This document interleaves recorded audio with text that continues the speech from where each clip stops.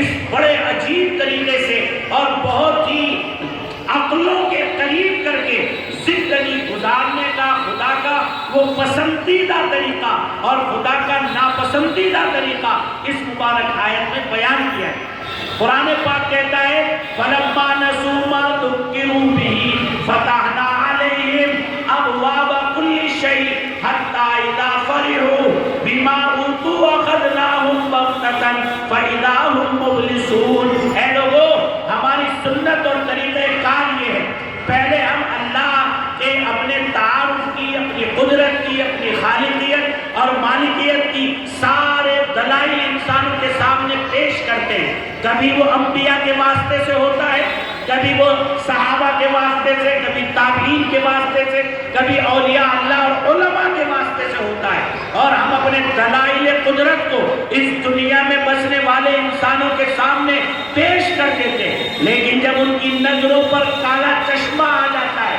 جب ان کے کانوں پر پردہ آ جاتا ہے، اور جب ان کی عقلیں زنگ آلود ہو جاتی ہیں، اور جب ان کی زبانیں گم ہو جاتی ہیں، حق بات کو بولنے سے، حق بات کو سننے سے، حق بات کو سمجھنے سے، اور حق بات اور حق اور باطل کے درمیان میں تمیز کی صلاحیت سے، تو ہم پھر ان پر خوب نعمتوں کو کھولتے ہیں، مال و دولت کو کھولتے ہیں، جس سے وہ اور زیادہ پاگل اور ناشکرے، اللہ کے نافرمان اور مجرم بن جاتے ہیں، اور وہ یہ سمجھتے ہیں کہ نافرمانی کرنے کے باوجود، بے نمازی ہونے کے باوجود، دین سے دور ہونے کے باوجود، علمی تحقیقات سے دور ہونے کے باوجود، صحیح صحبتوں سے دور ہونے کے باوجود، اور اپنی اولادوں کو طلب علم اور علم کی روشنی سے محروم کرنے کے باوجود، ہم ذمہ دار ہیں، ہم کاشتکار ہیں، ہم دولت والے ہیں، ہمارے بگو میں بنے ہوئے بڑے بڑے محلات اور بڑی بڑی آبادیاں اور بڑے بڑے بنگلے اور بہترین عالیشان کوٹھیاں ہیں، ہمیں کیا، ہم تو محبوب ہیں اس کے، اور انہیں اپنی اندر کی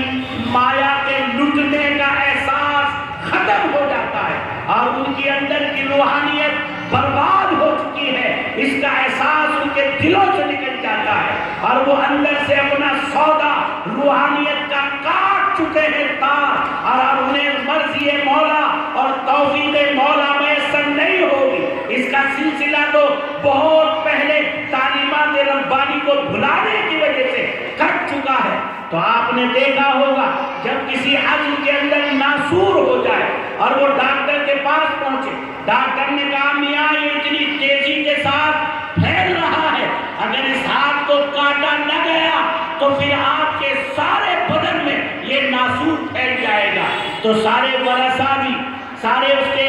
والی بھی، گھر والے بھی، ذمہ دار بھی، وہ خود بھی یہ کہتا ہے 1 منٹ سے پہلے میرے اس عدل فاسد کو کاٹ دو تاکہ میرا بدن محفوظ ہو جائے،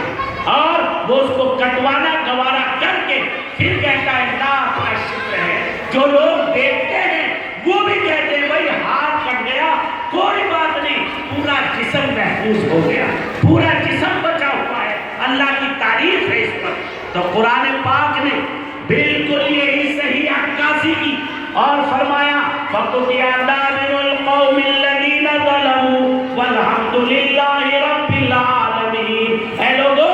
جب ظالم اور اللہ کے نافرمان اور اللہ کے باغی اور کم تولنے والے، جھوٹ بولنے والے، اللہ کی امانتوں میں خیانت کرنے والے اور انسانیت کی جانوں اور مالوں کے ساتھ دھوکہ کرنے والے اور بے حیائی کا ارتکاب اور فحش کا ارتکاب اور زنا کا ارتکاب اور اللہ کی نافرمانیوں کی مختلف شکلیں اور اپنے وہ ظاہر کو بھی اور اپنے باطن کو بھی وہ بگاڑ لیتے ہیں، تو گویا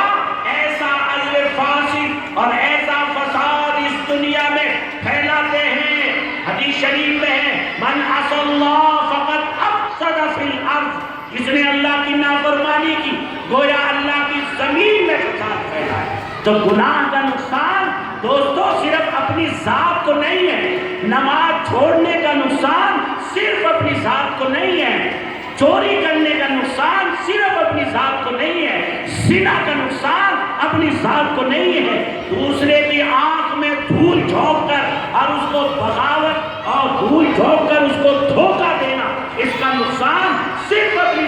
کے لیے نہیں ہے، بلکہ اللہ کی ساری مخلوقات، چاہے وہ آسمانوں میں، فضاؤں میں